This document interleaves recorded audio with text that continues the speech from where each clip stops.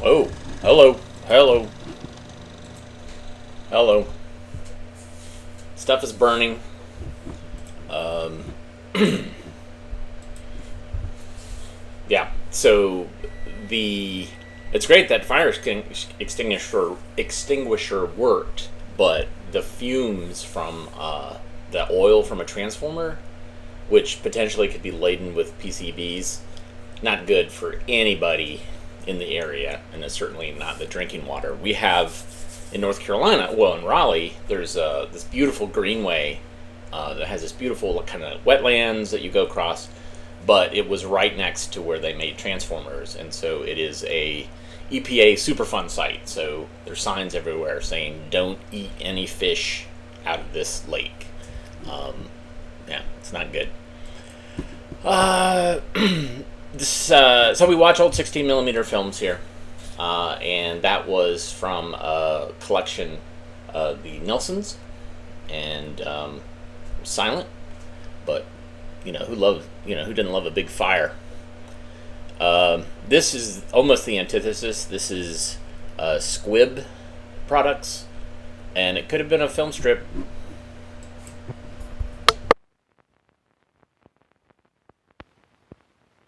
Squibb aspirin disintegrates rapidly to give you quick relief, yet it is firmly compressed, so it will not crumble and stick in your throat. You save money on the family size of 200. Fine, let me have them. Ever time that talk, McCann? Sure, it's no more than 10 seconds, but it sells a lot of Squibb aspirin. And now let's see the proof behind this talk. Squibb aspirin is compressed of dry materials in separate air-conditioned rooms like these. That's to ensure against moisture, which breaks down aspirin, and to obtain a tablet that is firm and always precisely the same. But one compression of dry materials is not sufficient to produce the smooth, firm tablet Squibb standards require. So the dry, raw materials are first compressed into larger tablets or slugs. These are broken up into granular particles which do not, however, lose their compression. Then they are recompressed, this time for keeps, in batteries of machines like these. And now for a convincing visual test of how Squibb aspirin disintegrates. A Squibb aspirin tablet and another well-known aspirin tablet are dropped into this glass of water. The Squibb tablet is on the right. Watch what happens. Remember that the Squibb aspirin is firmly compressed so it will not break in the throat. Yet notice that it still disintegrates somewhat more rapidly than the other tablet, ready to go to work quickly. Notice, too, that the Squibb aspirin tablet on the right disintegrates into finer, more uniform particles. There is a difference in aspirin tablets, and Squibb's scientific skill does produce a superior product. More than 50 tests are made in the Squibb control laboratories to ensure the unvarying uniformity and quality of Squibb aspirin tablets. Squibb rigid quality control standards apply to every single Squibb product. Each is rigidly controlled. From raw materials through every step of manufacture to finished product, samples are taken and exacting tests are made. The control number, which appears on every Squibb product, is evidence of the many tests and assays that safeguard the purity and dependability for which Squibb aspirin and all other Squibb products are justly famous. Now we want to ask our two salesmen how they sell vitamin products. Most people have foolish ideas about one vitamin or another. There is always a strong temptation behind the counter here to hand out too much advice. I try to remember first that I am not a doctor and cannot afford to get into counter-prescribing. That's right. I always remember, too, that vitamins can only prevent or correct vitamin deficiencies. They do not impart boundless vim and energy, nor are they specifics for any diseases except vitamin deficiency diseases. I avoid wild claims and stick closely to information about the products themselves. But I sell a lot of vitamin products. And here's one sales opener that works for me. Are you taking your vitamins this winter? We recommend Theragrin because it supplies all the essential vitamins in therapeutic dosage, enough of each to really do some good. This bottle of 100 is more than a 3-month supply. It's an economy to buy this size. I'd like to try it, but do you have it in a smaller size? But sometimes the customer feels she doesn't require a product with as high a potency as Theragrin. I handle that situation this way. We suggest Vigrin capsules as a diet supplement for the prevention of vitamin deficiencies. Only 1 capsule daily supplies 100% or more of the minimum adult vitamin requirements. How much are they? This bottle of 100 costs you exactly... I work Vigran about the same way. And when I get a call for ascorbic acid tablets, thiamine, or some other vitamin, I like to offer Squibb because my customers accept Squibb, whereas they frequently turn down some of the lesser-known brands. I sell a lot of Squibb B-complex capsules. I suppose that's because Squibb is the world's largest-selling brand. Here's what I say. 1 Squibb B-complex capsule supplies twice the minimum daily requirement of B1 and the full minimum daily requirement of B2. Each capsule also contains 5 grains of brewer's yeast. Thank you, gentlemen. And now let's take a tip from Ferguson and McCann, both successful salesmen, both making good careers of drugstore selling. When customers in retail stores were asked what they wanted most in salespeople, they put these 4 qualities first. Knowledge of merchandise, ability to make a brief, concise sales talk, appearance, personality. As a retail salesman or saleswoman, your earnings, your advancement, the success of your career depend on how well you use these keys to better selling. Note again in the brief review that follows how salesmen Ferguson and McCann present their product knowledge in brief, concise sales talks. You have heard the story of some 10 Squibb products. It can truly be said that each one of them is best for the purpose intended. Remember the selling points. Do you want it for internal use? Then we recommend Squibb Epsom salt for its exceptional purity. Have you tried Squibb milk of magnesia? I know you'll like its more agreeable taste. We recommend Squibb dental cream because most people like the refreshing mint flavor as well as the way its antacid action helps fight tooth decay. Here's something new, the Squibb angle toothbrush. It's bent like a dentist's mirror to help you reach those hard-to-get-at surfaces. It meets all the specifications recommended in the Journal of the American Dental Association. Squibb mineral oil is a natural, extra heavy oil, especially refined to make it practically tasteless and odorless. Its unvarying quality has made it the world's largest selling brand. We recommend Squibb cod liver oil as a dependable natural source of vitamins A and D needed by babies and growing children to build sound bones and teeth and promote growth. Squibb's high vitamin potency means greatest economy and better protection for your child. Squibb aspirin disintegrates rapidly to give you quick relief, yet it is firmly compressed, so it will not crumble and stick in your throat.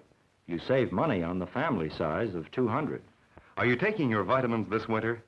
Theragrin supplies all the essential vitamins in therapeutic dosage. This bottle of 100 is more than a 3-month supply.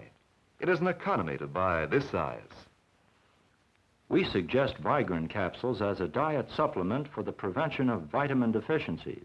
Only 1 capsule daily supplies 100% or more of the minimum adult vitamin requirements. And when I sell B-complex, I say 1 Squibb B-complex capsule supplies twice the minimum daily requirement of B1 and the full minimum daily requirement of B2. Each capsule also contains 5 grains of brewer's yeast. These 10 Squibb products have different uses, but all are distinguished for one thing. What is it? The priceless ingredient. Yes, each one is backed by the honor and integrity of the House of Squibb, and each one the best product for the purpose intended.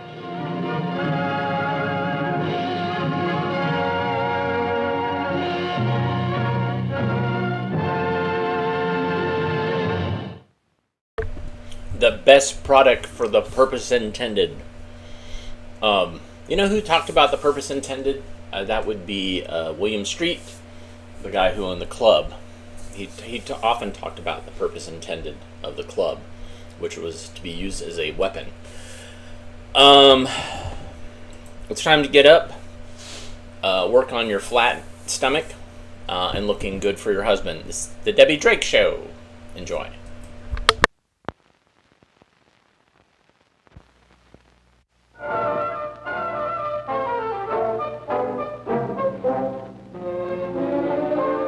Time to get away from it all on the Debbie Drake Show. To guide you on your trip to beauty, meet Miss Debbie Drake. Debbie will take you through the wonderful world of exercise to the land of slim, trim beauty.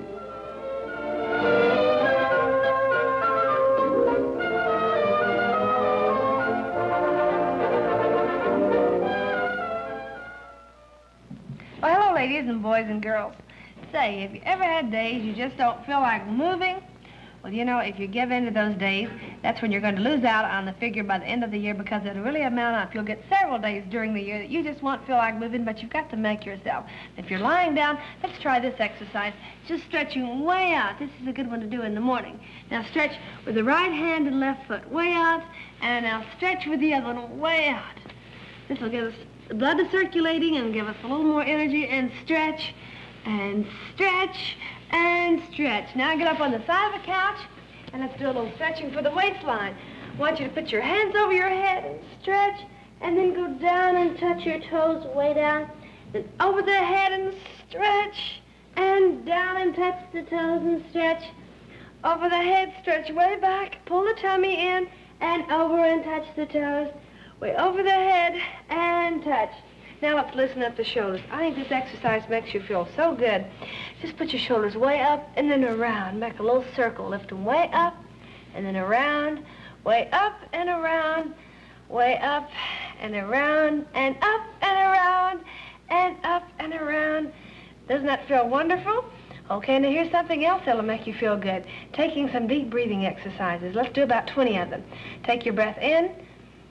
Breathe from way down inside. Now blow it out.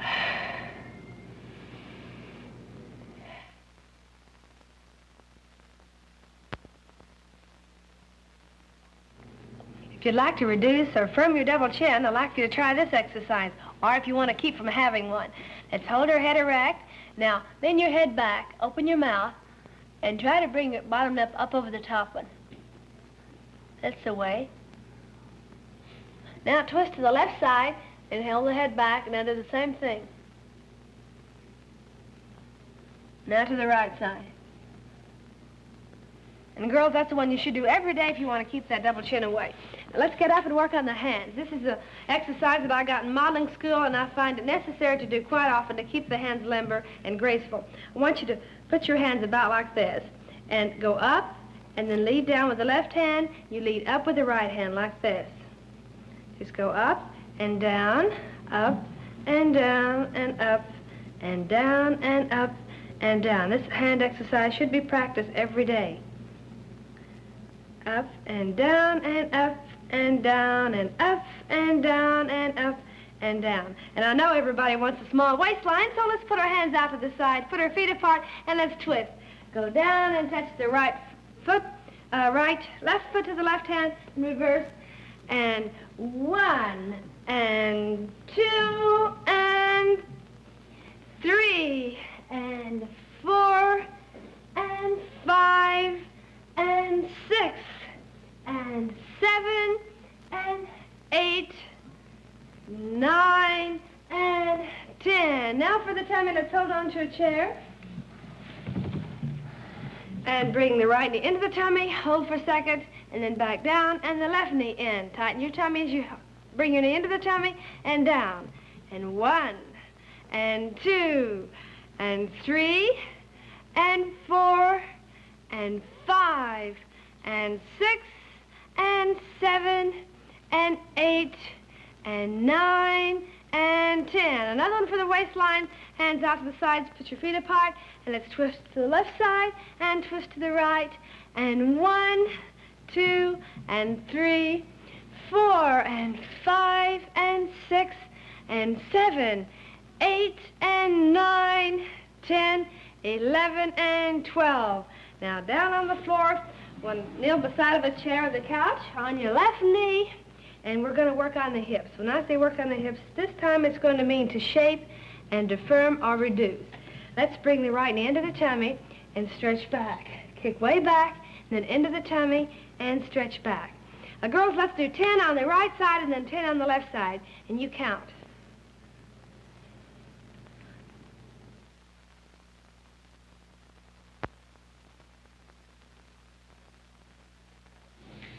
Well, let's work on the inside of the thighs. I want you to put your feet together like this, spread your legs apart, and just try to go down to touch the floor. I know you can't make it. Just push your legs down like this.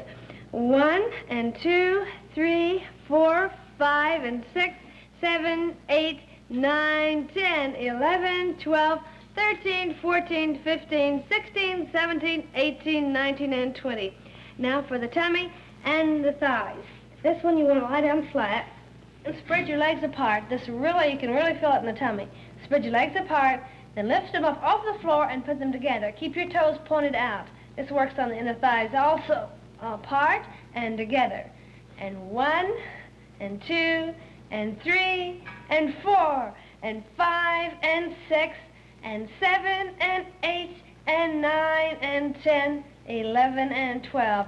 Now for you girls with a hip problem that want to reduce. I want you to sit up and spread your hands apart, straighten your knees out, roll over on the left side, and then roll over on the right side. And 1, 2, and 3, 4, and 5, 6, 7, 8, and 9, 10, 11, 12, 13, and 14. Now roll over on your side. We're going to work on the thighs all the way up to here. Let's point our toes, lift the thighs off, go forward and then back.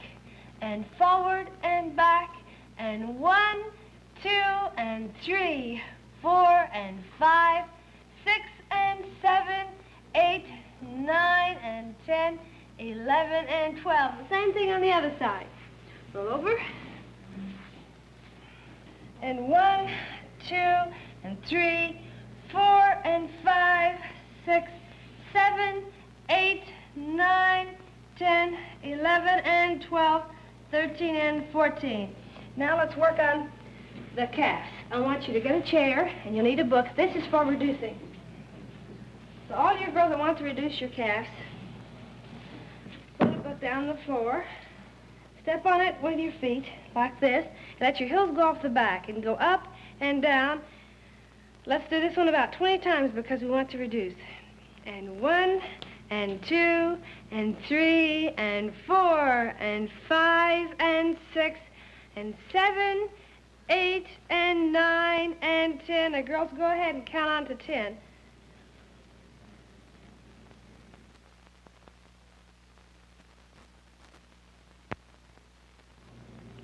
I think a large percent of my letters ask for something for reproportioning the body. You want to know how to build up the bust at the same time reduce the lower part. I'm already getting lots of letters saying the girls have accomplished so much and reproportioning their body. And you can do the same thing if you work at it. Now, here's what we do. We do so many exercises for increasing the bust. We don't do a lot of repetitions, except we do 20 with the ones we do just pushing like this. But with the books, we do only 10. But we do a lot of repetitions on the part that we want to reduce. So if you want to reduce your hips, we'll do a lot of hip exercises, and every other day we'll do bust exercise. Now, this bust exercise can be done every day and 20 times each day, but that's all. Now, put your fingers together and put your arms out to the side and just push as hard as you can. You should be able to see it, feel it in the bust.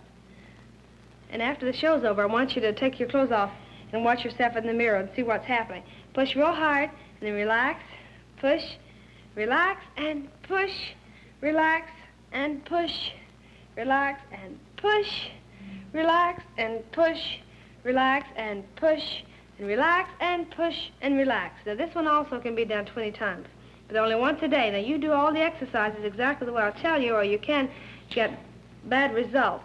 I want you to put your hand over your head and then back down. Over the head and back down. Take a breath in and then blow it out. I've seen a lot of girls overdevelop, and I've seen girls exercise for months and months, and never get results only because I didn't know how to exercise. As a matter of fact, I was one of those years ago. I'd work so hard, and I couldn't get anywhere, and it was only because I didn't know really what I was doing. Okay, now this one again, you can do it every day and 20 times. Now, here's another one for the bus that you can do every day. Now, put your hands around your wrist like this, the right hand around the left wrist, and push, and relax, and push, relax, and push, and relax, and push, and relax, and push, and relax. Now, I'm going to give you another bust exercise, but before we do, we're going to do this one for the thighs. Put your feet apart, go over to the right side as far as you can, then over to the left.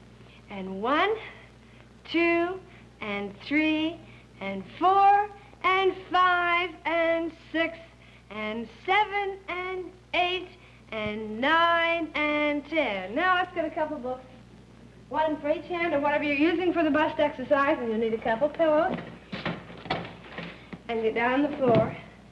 Now remember, this one can be done, you can do it 10 times in rest, and 10 more, 2 or 3 times. But don't do over 10 without resting, and only do it every other day. Now put your books up like this, and hands out to the side, and then together. Well, girls, I'm sorry I don't have time to go ahead with you. Now this one, as I said, can be done 10 times, but don't you forget to join me tomorrow. We'll have more good exercises and a good time. Bye, everybody.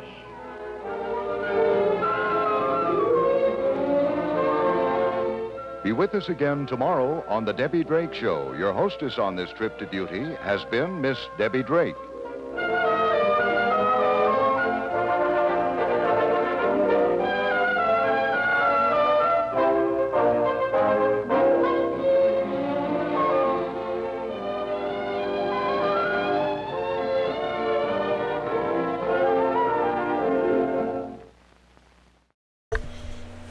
Pretty great. I mean, yes, it's there's some awkward uncomfortableness there, but you know, she made this in her company that was named after her. You know, I don't know if she ran it, but I think she probably did. She was doing this until 1978 and had 2 TV shows that were syndicated. This one was shot with video camera, but then they did a kinescope of it, and the kinescope then, that was basically a film camera aimed at a TV, and what she would do is, you know, they would make multiple copies of it on 16 and distribute it to networks or to TV stations all over the United States. And so this would probably be shown in the morning after the kids go to school. The housewife can sit and watch this, and you saw there were black segments, so that's where ads would be inserted, and it would be ads for Debbie Drake things or for whatever the TV station wanted to do. And I found a news article that she had surgery in 1986. She lived in Texas, and she had surgery for a shattered leg and a collapsed lung. She didn't know she had a collapsed lung, but she did have a shattered leg, and they were like, hey, your lung isn't working. So, and then I don't know when she passed. That I could not find information about. She was also very sheepish about mentioning her age. So, so behind me I have a film scanner. Oh, Nathan, thank you so much. It's great to see you. I'm sorry you're sick, but thanks for the donation via the super thanks button. So behind me, this is movement exercises in physical education. Or it's movement education in physical education. Enjoy.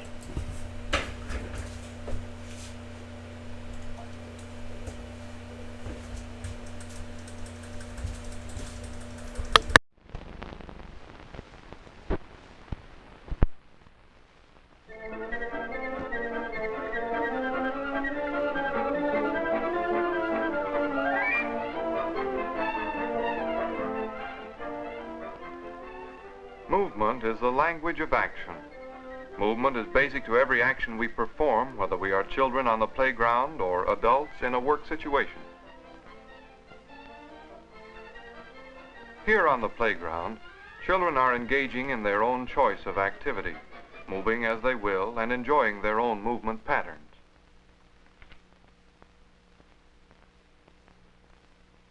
Because movement is so natural to children, teachers often overlook the importance of teaching a sound basis for more efficient and expressive movement patterns.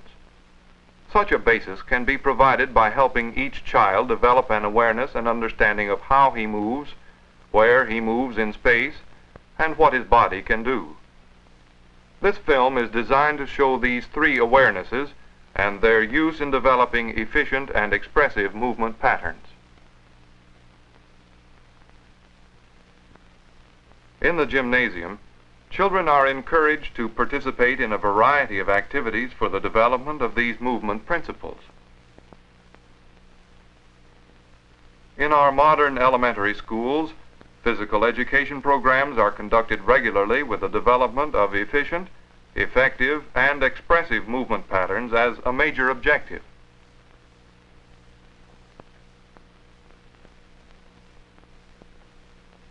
Opportunity for observation as well as participation is essential in understanding movement patterns. Because children do like to move, they need little encouragement, yet they need much guided practice in creating the best patterns for each situation.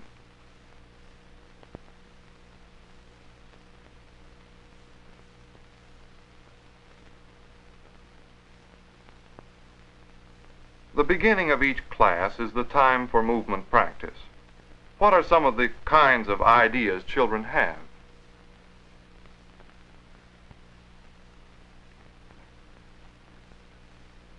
Some enjoy running.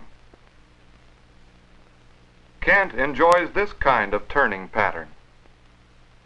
Some like jumping, punching, kicking, turning, twisting, or running.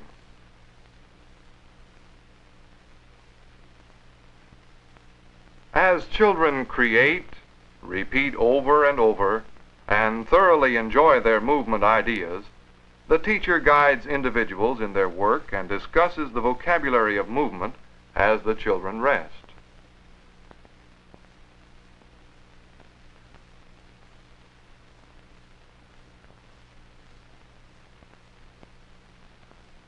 In establishing this vocabulary of movement, the initial step is that of developing an awareness of the self in the physical environment.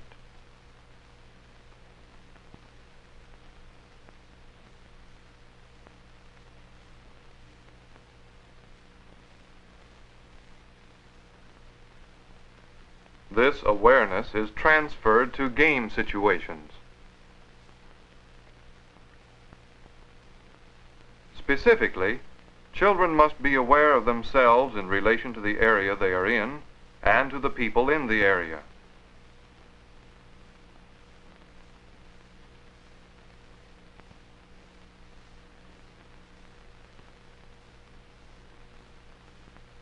They must be aware of the equipment on the floor.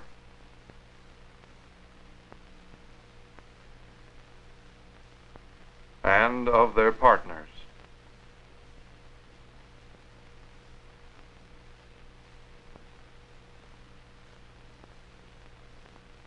Such an awareness is essential for this game of Buffalo Bill.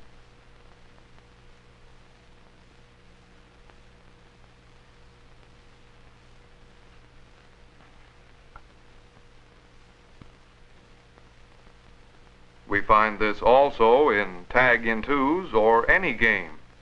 Certainly the children are alert, looking for each other, for the one to tag, and for the one chasing them.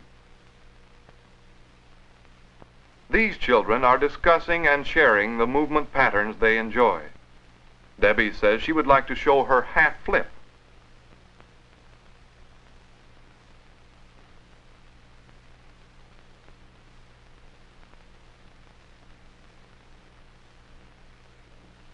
Bill says he likes to do splits.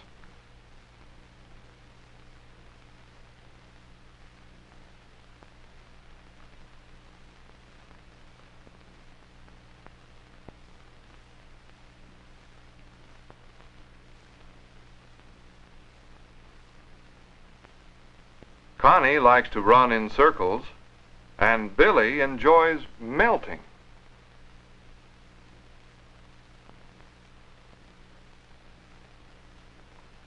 The body is a fascinating instrument to children. They like to find out what theirs can do. Even though the first awareness continues to be present and practiced, the awareness of the body and its capabilities is important too.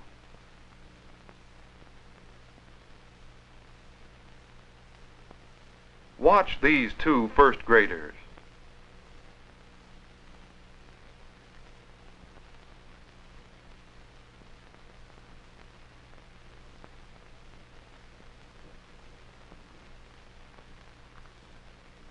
As you watch them this time, see if each makes the same shape he made the first time while in the air.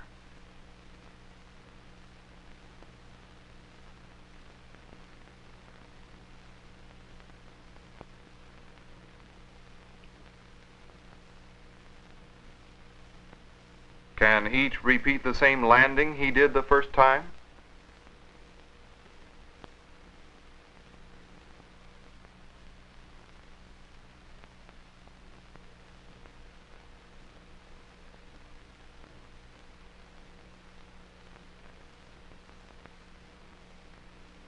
They are able to repeat these activities because of their awareness of themselves in relation to the equipment, of their own capabilities, and of their concentration on control.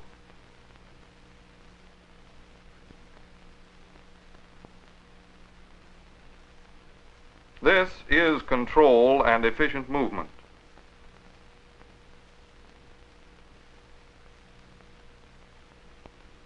This is practice toward control and efficient movement.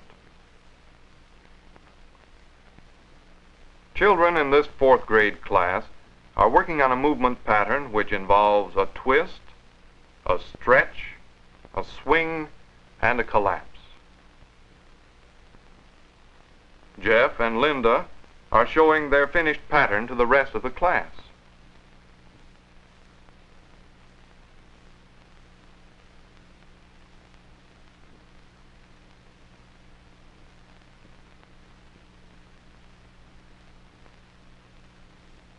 These children are working on a combination of more than 4 different movement possibilities.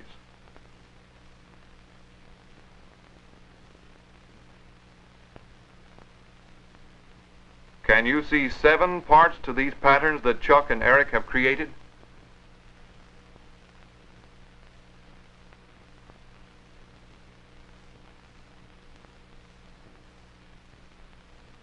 Run and freeze, twist, collapse, roll, balance, and rest. The third emphasis is awareness of the movement components which these boys and girls are using. Speed, space, force, and control.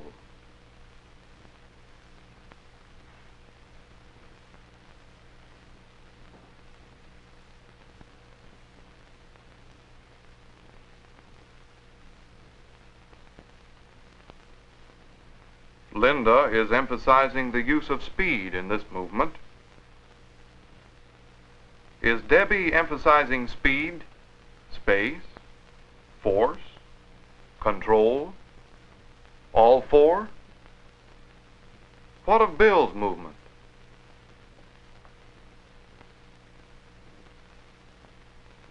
And Billy's?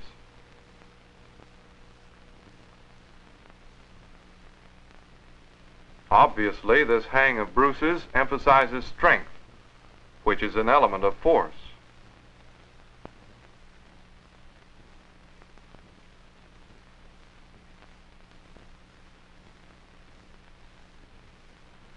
But what of arts?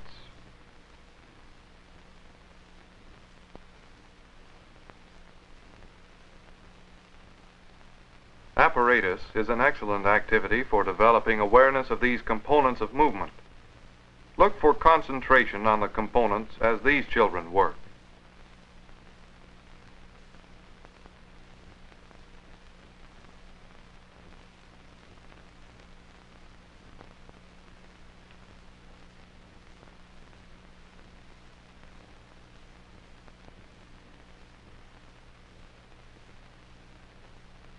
matching action of the one on the apparatus by the one on the floor demands concentration, careful analysis of the activity itself,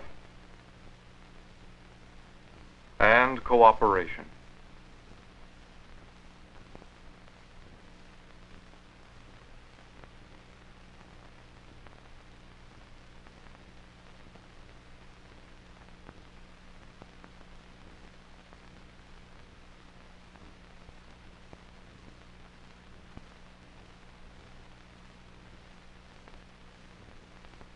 Solving problems such as do something high off the apparatus and follow that by a smooth but quick stunt allows for individuality, creativity, and makes the best use of the components of movement.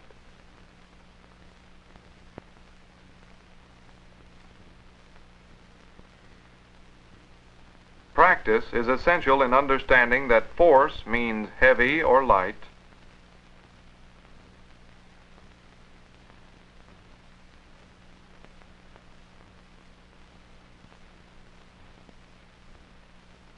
that time means fast or slow, that space means direct or straight and indirect or crooked,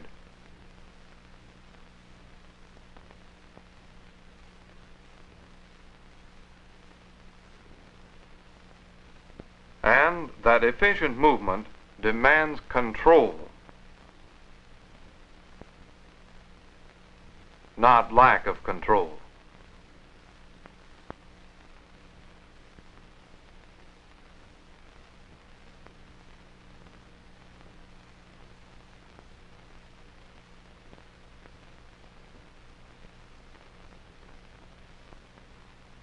Movement without discussion of the what, why, and how of movement would be purposeless. Children like to discuss their own kinds of patterns. Teacher-student discussion is important to find out what children like to do, why they like to do it, and how they like to move. This type of discussion is also valuable as a review of material learned.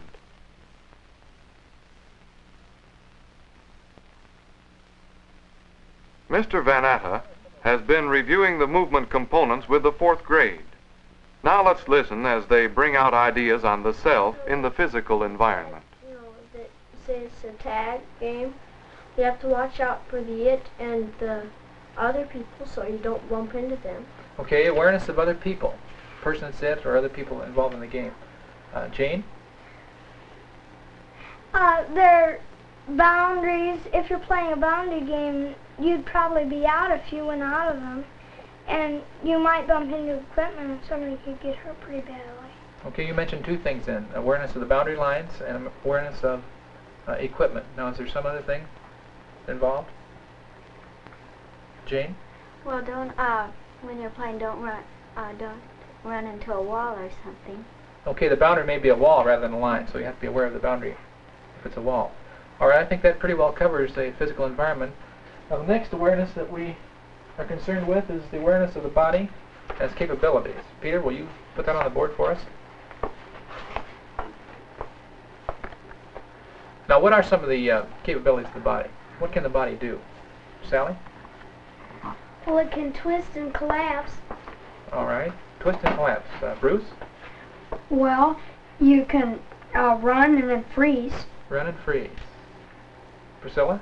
You can balance and throw. Balance and throw. All right, that covers several of the things the body can do. It can do a lot more. It can do combinations of some of those things. This chart shows the continuous relationship among the 3 awarenesses with the movement pattern. The teacher presents only one awareness at a time, but recognizes that all 3 are present and equally important.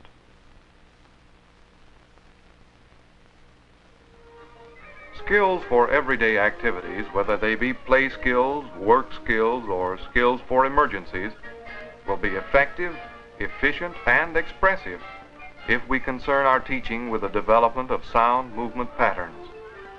These are the bases for our language of action. Movement is that language of action.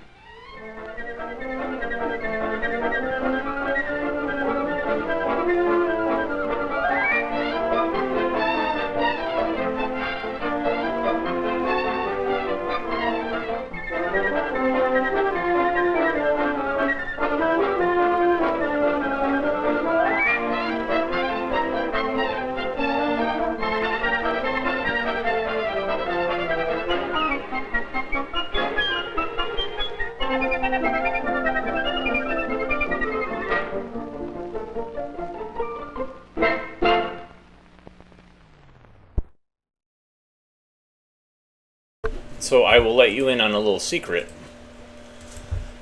Physical education films, I actually appear in one as a little kid, and it was for some physical education grad student came and was filming us jumping over the vaulting horse. Is that what it's called? And so he watched a bunch of kids do it, and then he was like, "You're good." And so me and 3 other kids, we ended up being filmed. I don't know whatever happened to it, but it's possible at some point you could find how old was I? 11-year-old Skip going over a vaulting horse. Very skinny, scrawny, tow-headed Skip. There you go. Pummel horse. Thank you, Sean. All right. Let's see, what are we looking at?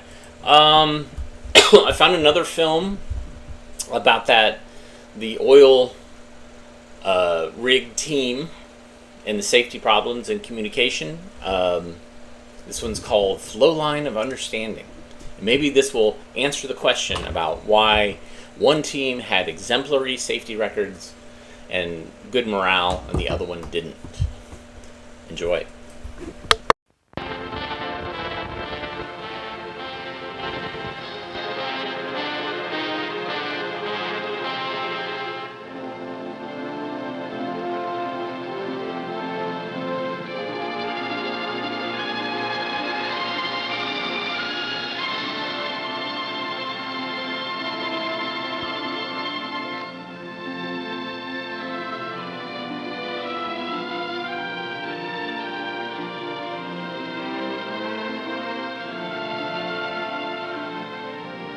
How many times have you started what you thought would be a normal, routine day that ended like this?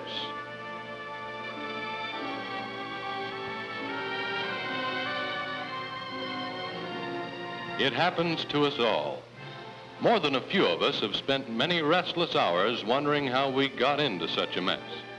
What went wrong? How can the situation be corrected and prevented from happening again, whether it's an equipment problem or a problem involving personnel? Of course, we could be talking about one of many problems and one of many causes, but let's narrow it down to just one: communication, the flow line of understanding. Hardly a day goes by that there isn't some type of communication mix-up in the field. Let's take a look around and see if anything that's happening would interest us. This is Joe Glass, a new roughneck on one of the drilling rigs. A new man on a new job has lots to learn, and during his first few days on the job, Joe was told lots of things by the other men, the driller, and the tool pusher. One day, Joe was called to help condition the mud. But before he reached the mud house, the tool pusher called him aside to talk to him about mud handling. Joe was told to be careful when you're treating the mud with chemicals, particularly caustic. When you're handling caustic, said the pusher, be sure always to check the wind direction so that the caustic won't blow on you. Wear protective equipment such as goggles, rubber apron, and rubber gloves. These items will keep you from getting burned seriously. Well, mud conditioning was started, and of course, Joe went right to work. What happened? He was burned seriously around the eyes. He hadn't worn the protective equipment and hadn't bothered to check the wind direction. Was this poor communication? Joe had been told, shown, and warned. The tool pusher had given thorough instructions. For some reason, the message hadn't soaked in. Why? This is Roustabout Bill Brown. He's worked around here for several months. No complaints about Bill or his work. He's always tried hard. One day, the farm boss instructed Bill to go to a certain lease, and the words he used were, take a meter out of service. Well, Bill returned with the meter, and when the farm boss found that Bill had brought the meter with him, he blew his top. He jumped on Bill for being so stupid, and told him that the whole job merely consisted of shutting off 3 valves. that was what he meant when he said, "Take the meter out of service." But Bill did what he thought he had understood the farm boss to say. For some reason, he hadn't gotten the message correctly. Why? Maybe these sound like exaggerated cases, but they actually happen. And other similar cases happen every day. I know that you can recall like examples. But let's consider some other factors in the problem of giving and receiving information correctly. A few careless or misunderstood words that are not clear in their meaning could lead to a lot of trouble. Maybe a fouled-up mud situation on a drilling rig, or a serious injury. Any number of things could happen, and if the truth was known, a great percentage of our troubles could probably be traced to misunderstanding. It may not be a case of unclear meaning of the spoken word only. It could be that the information wasn't written clearly, leaving you just as confused as before. It could be the manner in which the order or instruction was given was not acceptable to the men. For instance, if the man in charge is not getting along with his men, anything he says, no matter how important, is brushed off by the men. And of course, there are many other reasons that we could mention.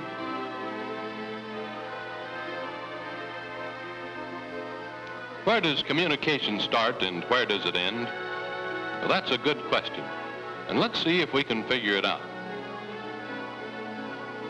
We all know that major decisions and policies are made here and are carried out by all departments, branches, divisions in a company, right on down the line. However, important decisions are made at this field level too, but they generally involve the group concerned with that particular department. Other decisions involving a yet smaller group may be made here, and so on down through the organization. Now, how are all these decisions coordinated? Primarily through a well-planned communication system.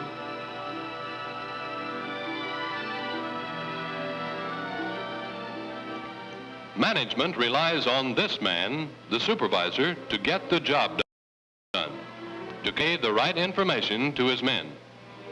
But communication works two ways. It's the supervisor's job to get the information back up the line through the various levels of management, clear to the top. It is only in this way that everyone is kept informed.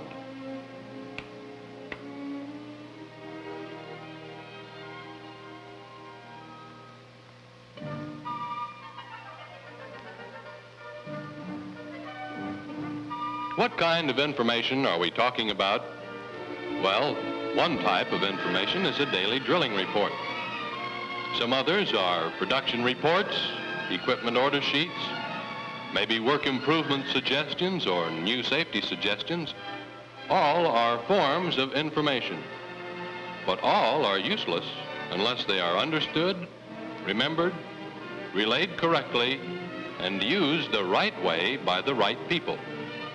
How important it is that we convey the right information with the right meaning. In order to have decisions and policies carried out, the supervisor must receive and give information.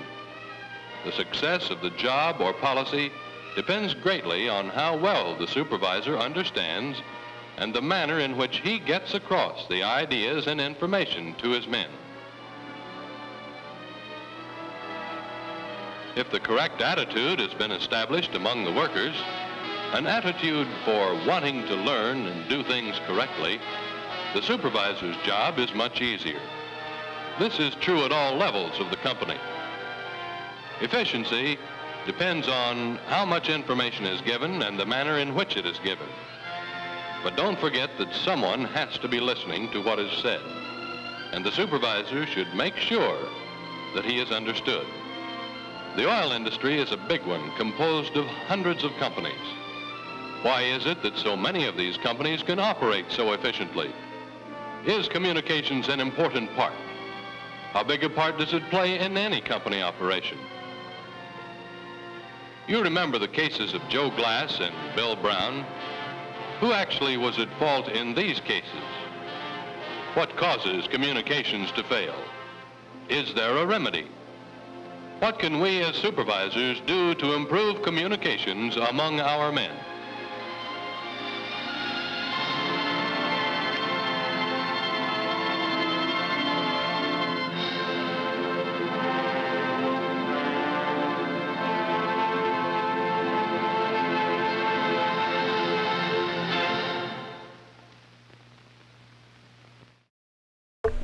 So what's interesting is that, these films existed in other areas, and the fact that they felt like they had to make one specifically for people working in the oil rig industry is interesting to me. I think it's the same information. They probably, who made this, probably watched other films and said, oh, well, we're just going to do it with people who are working oil rigs. And managing people that work in oil rigs. But,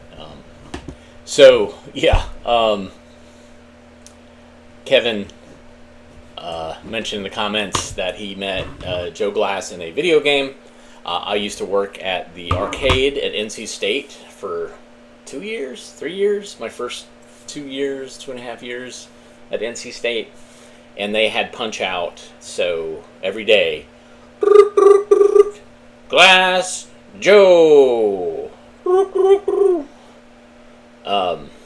So yes, that resonates with me in a kind of nightmarish way because it plays in my subconscious. So here's an aside related to that. It has absolutely nothing to do. One of the cool things is, so I was working there, and there was always, people would come up because they, something ate their quarter or whatever. Somebody came up and was like, Spy Hunter's doing something really weird. And so I go up to it, and basically what happened is, and I don't know if some of you remember playing Spy Hunter, but it's a top-down, like you're driving this sports car, and you can set oil traps, and there's other things you can do. But one of the things you can do is drive into this boathouse, and then you come out on a boat, and then you're driving down the river. Well, what had happened was they had found a glitch, and they were essentially, it drove into the boathouse, then they were able to drive the boathouse. So they were driving the boathouse kind of like half on the river, half on the road. But because it was this weird glitch, there weren't any cars or boats, so they were just kind of stuck there.